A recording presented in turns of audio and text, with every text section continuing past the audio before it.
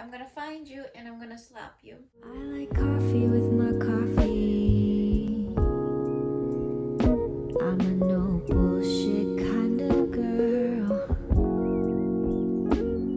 No room for creamer or that vanilla stuff either. I need something real. Hi, welcome back to my channel. My name is Isabel and today we don't have a book digestion. But the day that you're watching this video is the day of my birthday. And I wanted to plan something very fun for me to do, but also reflective on the 23 years I'm having on this earth. Like, I'm sure that a lot of you can relate. 2020 has been a very difficult year for me and a year of a lot of changes and self-reflection. I graduated from college of the major that I've always wanted to study, and my next question is like, then what's next, right? And well, we don't have an answer for that yet. But here's my idea. I decided to pick 23 authors that were vital in the formation of the person I am now. So let's start, shall we? Okay, I have my list right here. And for number one, I wrote William Shakespeare. If you are new here or maybe you haven't watched my first book tag, I told you the little story that I only acquired my very first books when I was around 8 years old and my parents took me to a book fair. And in this book fair, they had this stand of like classics in small editions. So I thought they were really cute. I don't have them with me right now, but I've shown them before. One of those books was Romeo and Juliet by William Shakespeare. Now, here, I wasn't a genius child. I could barely understand what was going on, okay? But at the same time, I still felt this spark within me. And since then, I've learned how to localize it and to know where it is and with what authors or with what story. This first spark with William Shakespeare led me into reading more about him on my own and trying to analyze it on my own. And then I went to university. I felt like Shakespeare and anything that involved that was seen in a very elitist way sometimes. Like it was a higher thing to do that not everyone could do.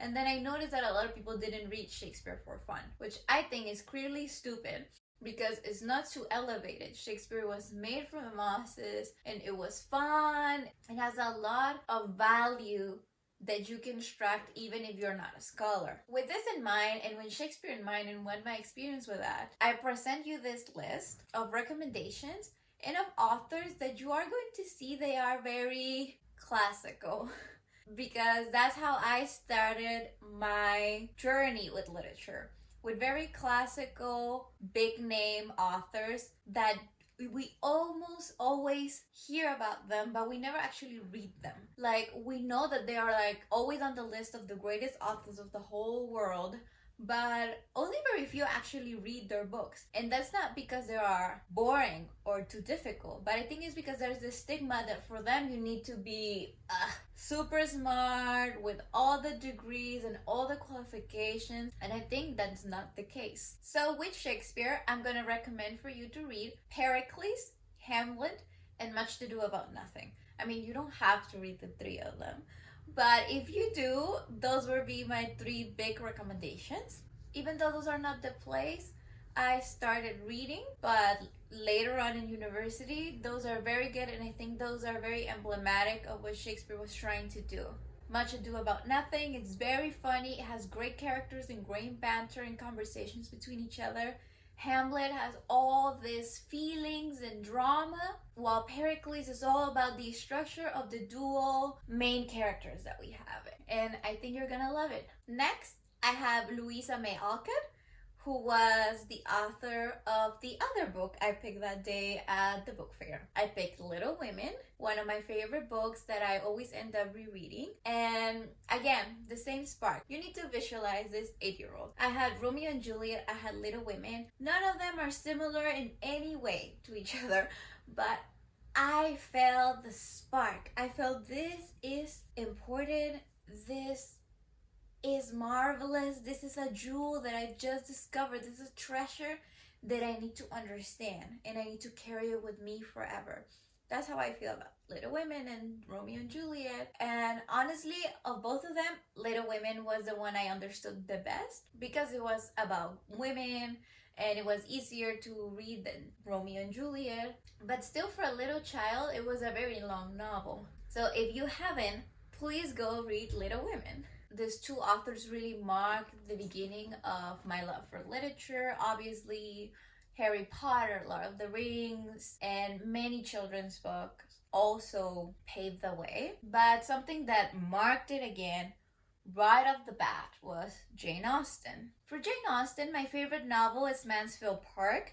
The first one I read was Pride and Prejudice. Mansfield Park is a novel that I love when I read it for the first time because of how cold and serious it was. It made me feel so sad for the protagonist. It made me see like this criticism that Jane Austen was placing on her own class and her own people. And I was mesmerized by it because coming from Sense and Sensibility and from Pride and Prejudice, Mansfield Park is really the novel that the majority of Austen fans dislike or don't like as much as the others, but it's still one of my favorites.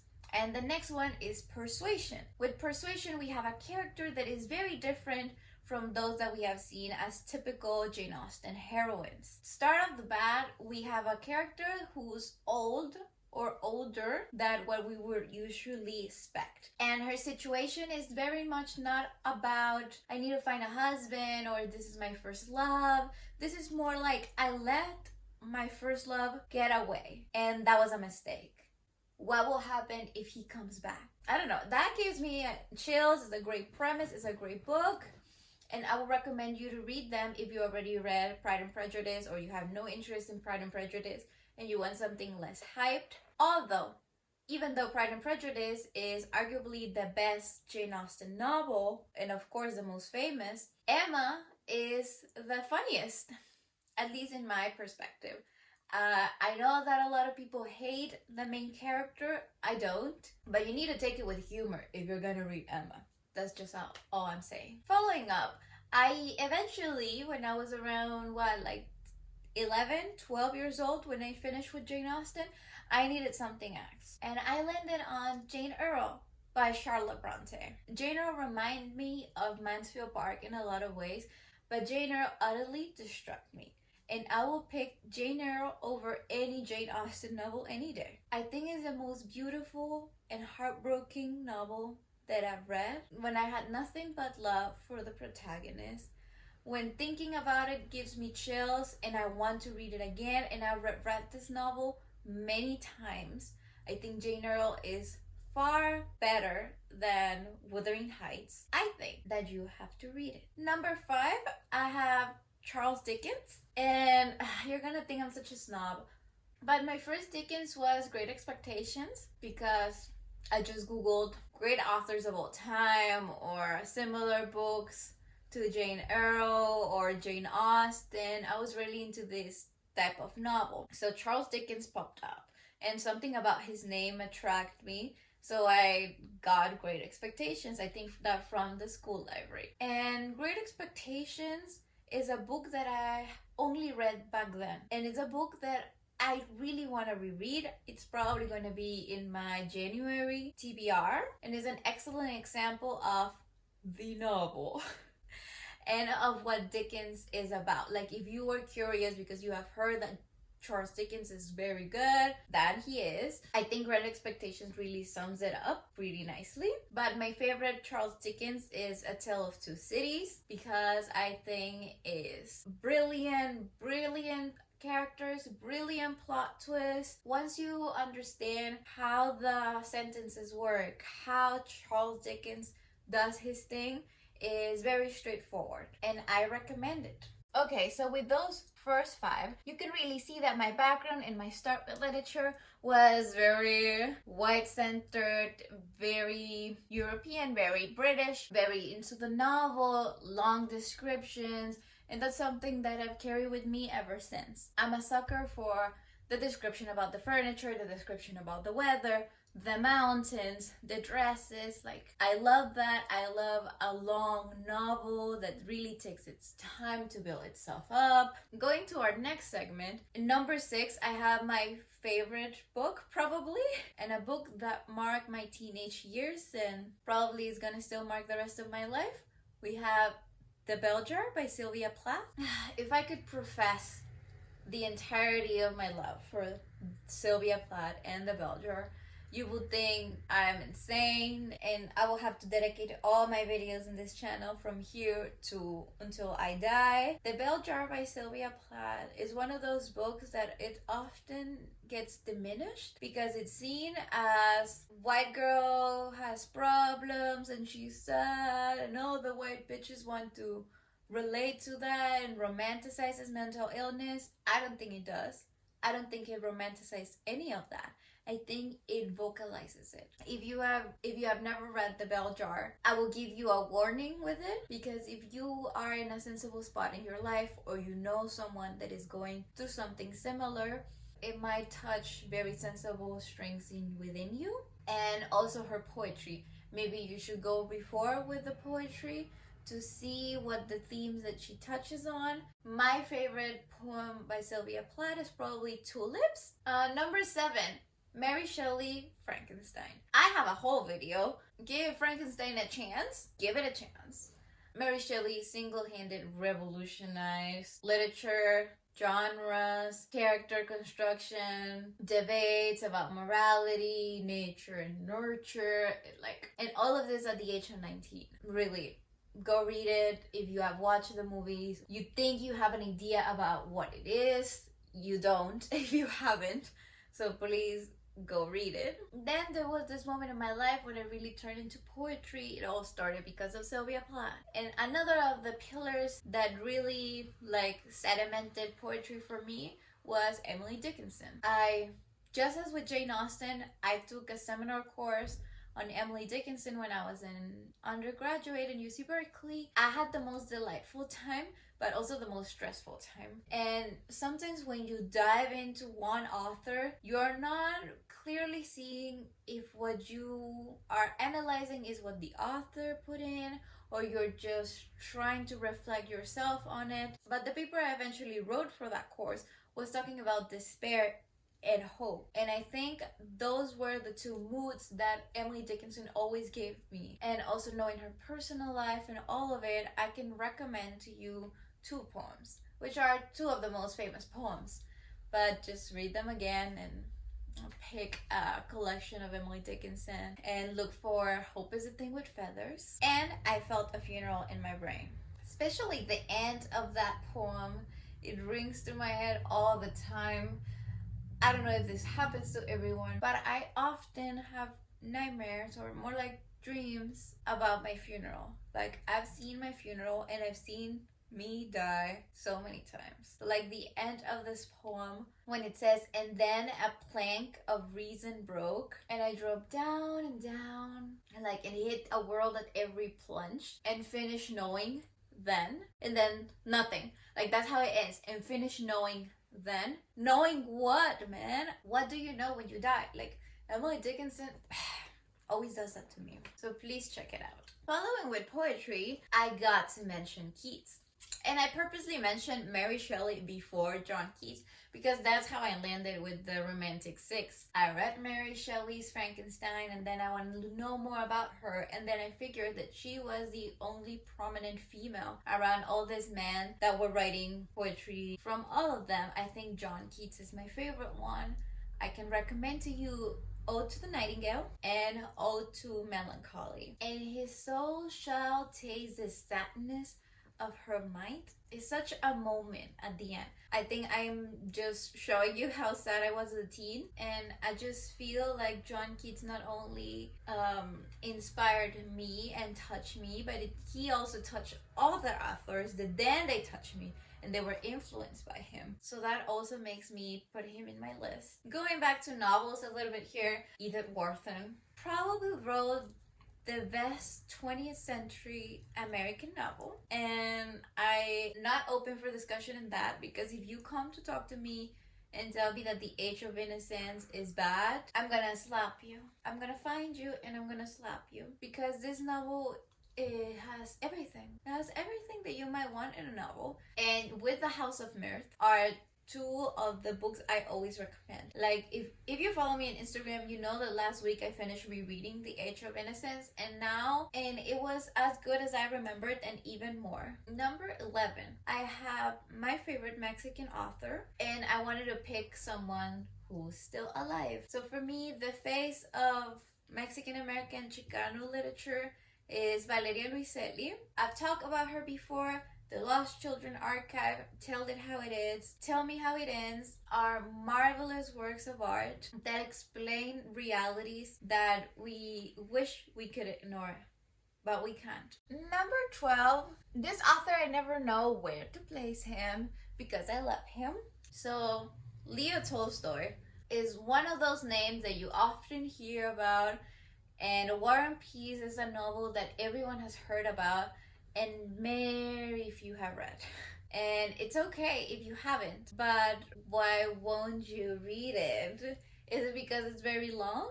Or is it because of the weight of the name? When I read War and Peace, I had never read a Russian novel before. I was in a course that was with the Slavic department, so everyone in my class was reading it in Russian. I don't speak Russian. I was reading it into translation. Everyone was so smart. I forgot about all of that after the very few pages because I couldn't. My whole concentration needed to go into this novel. And when I finished it, I was like, I can't believe I finished this. I love this piece of work. War and Peace is a beautiful novel. I'm from the idea that Anna Karenina is not better than War and Peace. It's just a little bit more focused. And that's fine if you believe that one is better than the other one. I don't care. Pick one and read it. Because you shouldn't let other people make you feel bad and make you feel inadequate to read a book. Number 13, I have Margaret Atwood. She's a super writer because she has everything. She has essays and poems and novels and short stories. So whatever you're into it, I would recommend it. Even if I haven't read it before, I will go for it. Because she is one of those authors who I feel can never do wrong. If you want a recommendation, Alias Grace is a great novel, and also The Handmaid's Tale. Although I thought it was very difficult to start The Handmaid's Tale for some reason. I couldn't click with it very easily at the beginning. So maybe move to a different one, or maybe something shorter, or maybe it was just too hype for me in the moment. But yes, she is amazing. Number 14, we have Oscar Wilde. The first Oscar Wilde I encountered was A Picture of Dorian Gray. I read it in Spanish, I think back in middle school. I didn't think a lot of it, honestly. But it is also in my TBR for next year. I would like to reread it and make up my own mind or see if I was right back then. But I took this class back in college that it was called History of Sexuality, and you go from the Greeks to the Victorians, and we had to read the trials of Oscar Wilde. And it was like thing like this. So I had to read all of that, and I marveled at his mind, but also was like, what are you talking about? So like, I feel like even when I don't agree with everything he says all the time, I'm always amused by him and his wit. So I would recommend to you The Picture of Dorian Gray, The Importance of Being Earnest, and Salome. I feel like that's not as popular, but I think it's pretty good.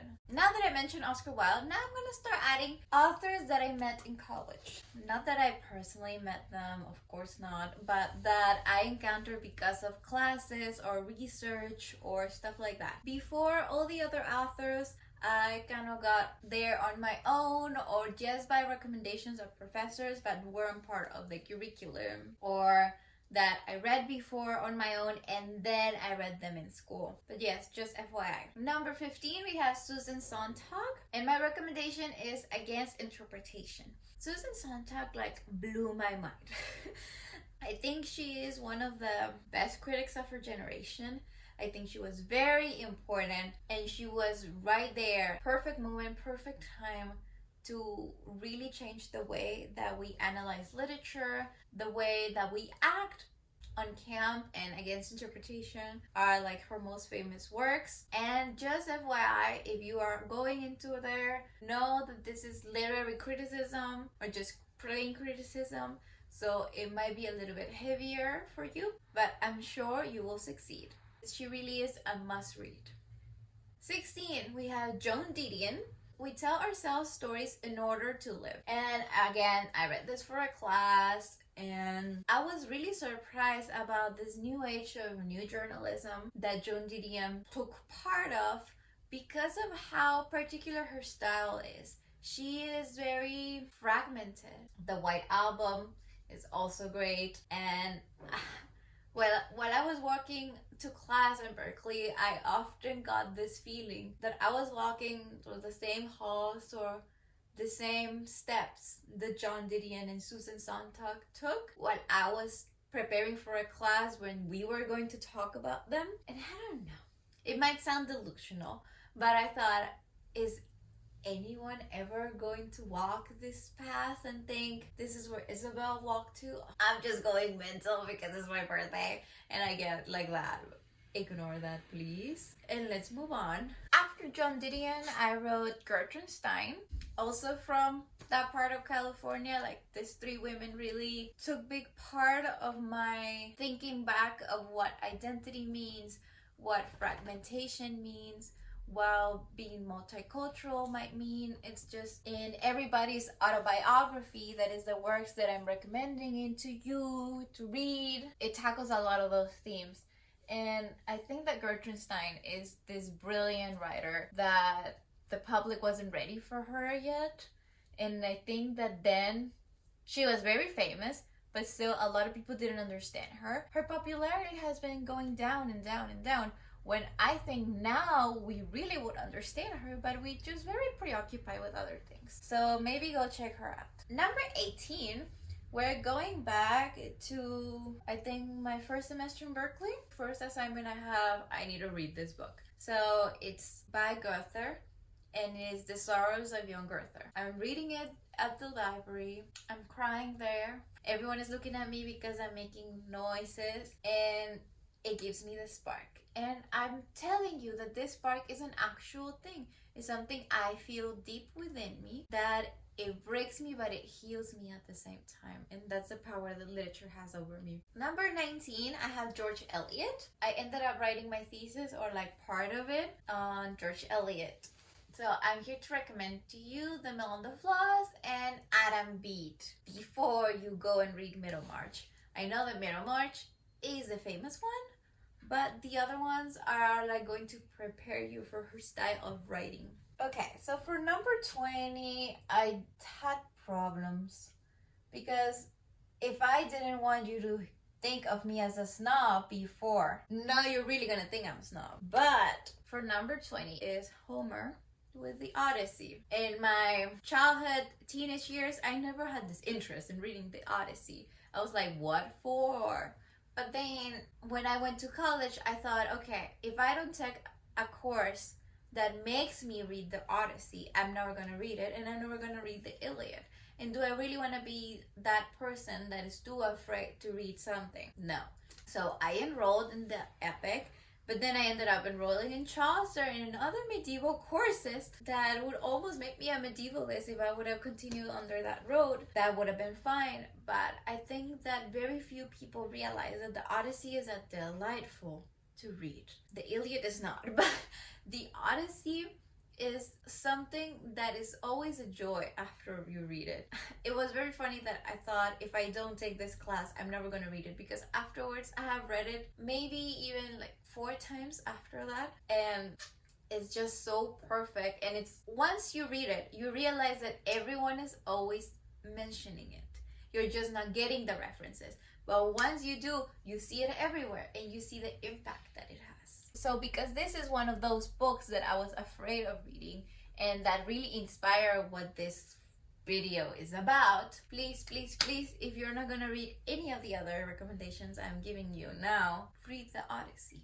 Now, number 21. Number 21, we have Jose Saramago. I love this man. I love how he writes. I love all his works, his characters, the way that he structurizes his plots are always amazing for me. Always amazing to me. And I have two recommendations. I have All the Names, that I was in this course when we had to read all the names at the beginning, and I ended up writing my 3 essays during that semester and the final about all the names. Like, we had complete freedom to pick. It was for this comparative course, so we had to pick 1 and 1, and it could never be the same combination. So what I did is that I just wrote about all the names, and then I just picked different ones. And actually one of them was All the Names and the Odyssey. You know, people who get obsessed with things, that's me. So go read it. It's a great book. And for my second recommendation, Blindness is, I think, the most popular Saramago book. I had friends that read this book without being a reader, and then that's the thing that turns them. That's the spark that they experience. And maybe you're already a reader, but maybe you haven't read it, so go do that. To conclude the list, number 22 and 23 are my additions of this year in 2020. These are like after I graduated school, and like authors that I really want to explore more. So for number 22, we have Donna Tartt with The Secret History. I'm gonna read her other book, The Goldfinch. Even by only reading The Secret History once, I can tell you that I feel the spark that I'm telling you about. The way of reflecting all those interests that I told you about, that I had discovered because I read the Odyssey, and then I took all these other courses in medieval studies, is remarkable. I think she earned her spot in my list. Similarly, number 23, we have Sally Rooney with Normal People. And I know that I didn't like Conversations with Friends. It's a debut novel, and we are not here to like everything that the author does. And that doesn't mean that she didn't change my life and that she wasn't important for me this year. I think that Normal People really talks about that moment in your life when you're between 20 and 24, and you really are in this in-between space that not a lot of authors get right. Like, we have a lot of books about like coming of age in high school, and we have a lot of books about after your 25th birthday, your 30th, and all of that. But that period of your early 20s, your first 4 years into your 20s, it's a very difficult time that Sally Rooney explains perfectly. Those are my recommendations. That's my list. Those are my authors. I could have added others, honestly. But for today that you're watching this video on my 23rd birthday, I think those are the people that I have to give thanks to. We are not only raised by our parents or by our environment or by our situations. We are also raised by the things that impacts us in the forms of media and art. This is why the channel is called Isabel's Digest, because here we digest all those stories and all those things that sometimes life really doesn't give us time to do that. Today, that is my birthday, or I'm close to my birthday, I really want to reflect on that. As I said in the beginning, by those maybe 5-6 authors, you can really see how what I like is marked by that, by those very first sparks of joy while reading. And yours are probably different. So I invite you, make your own list, think about it. That's all from me. Thank you so much for watching my videos. If you wanna wish me happy birthday, leave me a comment down below. There's more content coming up, maybe a few surprise videos. I will see you all very soon. Bye guys, keep reading, and when you're not, follow me on all my social media. Bye!